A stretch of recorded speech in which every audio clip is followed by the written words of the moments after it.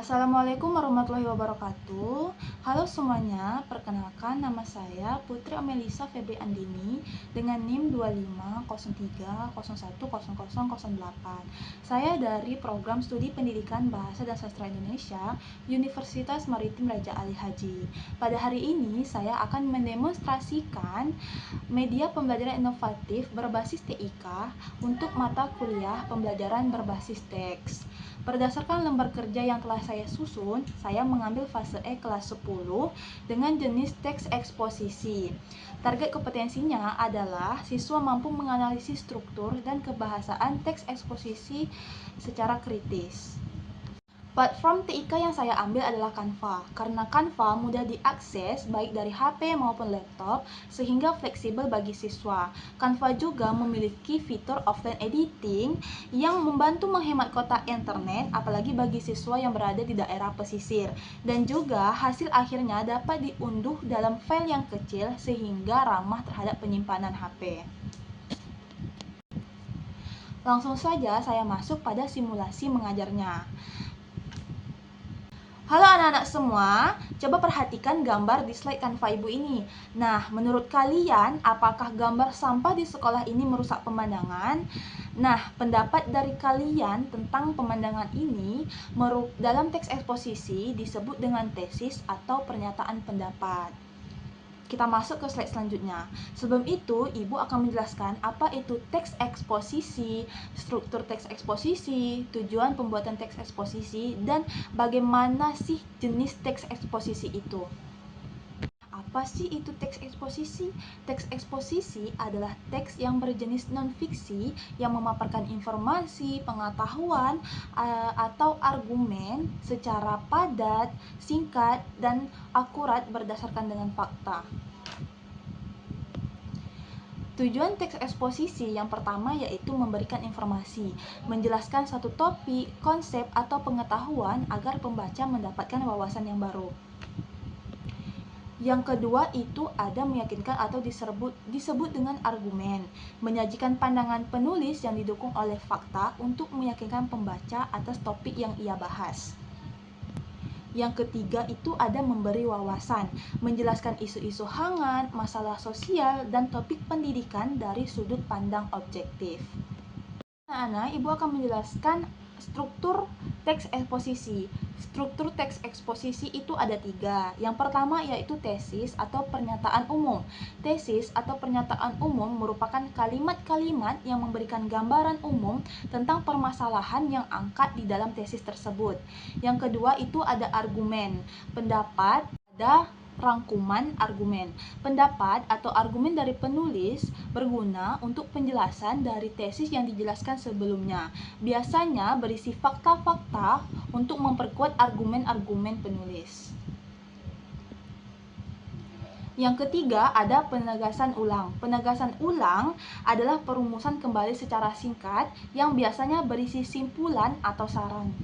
Baik, kita masuk pada slide selanjutnya. Di sini ada kaidah kebahasaan. Kaidah kebahasaan ini mencerminkan ciri khusus teks eksposisi. Yang pertama, ada kata teknis atau istilah. Penggunaan kata khusus yang terkait dengan topik yang akan dibahas. Yang kedua, ada konjungsi kausalitas atau temporal.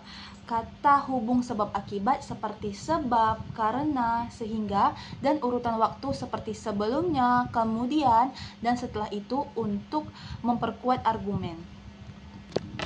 Yang ketiga, ada kata kerja mental atau verba mental.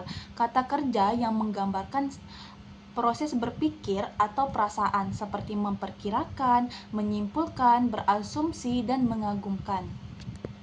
Yang keempat ada kata persuasif atau argumentatif. Kata yang digunakan untuk membujuk seperti hendaknya, perlu, sebaiknya, dan harus. Yang terakhir ada kata pronomia, yaitu kata ganti orang atau benda untuk menunjuk subjek seperti saya, kita, kami, dia, dan lain-lain. Nah, kita masuk pada slide selanjutnya. Ibu mempunyai satu teks eksposisi yang utuh nih. Pada bagian yang Ibu kasih warna ungu, ini disebut dengan tesis. Mengapa kalimat ini disebut dengan tesis? karena kalimat ini berfungsi untuk memperkenalkan topik utama kepada pembaca, yaitu masalah sampah plastik di sekolah. Dan juga kalimat ini menyampaikan posisi atau pandangan penulis terhadap masalah, bahwa masalah ini adalah persoalan serius yang harus segera ditangani. Pada teks selanjutnya, ada bagian yang ibu kasih berwarna biru. Ini disebut dengan teks argumen. Mengapa teks tersebut disebut dengan teks argumen? Karena yang pertama, berisi alasan yang logis. Kalimat ini menjelaskan mengapa sampah plastik menjadi masalah yang serius. Yang kedua, yaitu berisi fakta dan data. Kalimat tersebut memaparkan kondisi yang terjadi, seperti tumpukan sampah di selokan, potensi terjadinya sarang penyakit, dan ketidakseimbangan volume sampah dengan tempat pembuangan. Yang ketiga, itu ada mendukung tesis. Fungsi utama argumen adalah mendukung tesis yang telah dijelaskan di awal tadi. Yang keempat, adanya konjungsi penyebaban. Penggunaan kata dikarenakan dan sehingga menunjukkan adanya proses berpikir kritis untuk meyakinkan pembaca melalui hubungan sebab akibat. Nah, ada bagian yang ibu kasih warna pink, itu disebut dengan penegasan ulang. Kenapa teks tersebut disebut dengan penegasan ulang? Karena bagian ini merangkum intisari dari argumen yang telah disampaikan dan juga mengajak dan memberikan solusi bagi pembaca.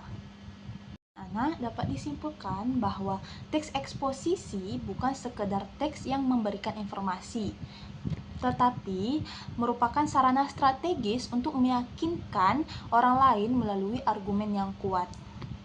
Dengan menggunakan kata teknis yang tepat dan konjungsi penyebab yang logis, gagasan kita tidak hanya menjadi lebih terpercaya, tetapi mendorong berubahnya cara berpikir para pembaca. Oleh karena itu, marilah kita senantiasa menyampaikan pendapat berdasarkan fakta agar pesan yang kita sampaikan memiliki dampak yang nyata bagi khalayak ramai.